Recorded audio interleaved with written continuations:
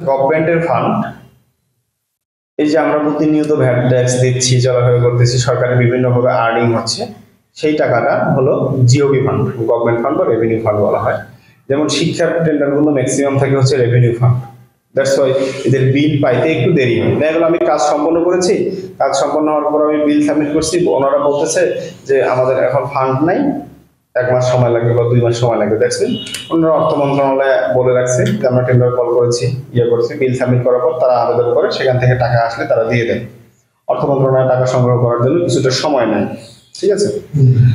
আর development ফান্ডটা হচ্ছে, এটা হলো বিভিন্ন গভর্নমেন্ট বৈদেশিক যে সংস্থাগুলো আছে তাদের কাছ থেকে লোন নেয়। জাইকা, এডিবি, ওয়ার্ল্ড ব্যাংক, দেখবেন মাঝে মধ্যে বলছে এটা ফান্ডিং ভালো, ওয়ার্ল্ড ব্যাংকের ফান্ড বা এডিবির ফান্ড, ওপেক, আরো নানান প্রতিষ্ঠান আছে যারা লোন দিয়ে থাকে, ঠিক আছে। তো সেই সকল প্রতিষ্ঠান থেকে যখন লোনের ভিত্তিতে কাজ করা হয় তখন এগুলোর বিলগুলো কিন্তু রেডি থাকে, কারণ ওরা অলরেডি লোন পাস করে বসে আছে। আপনি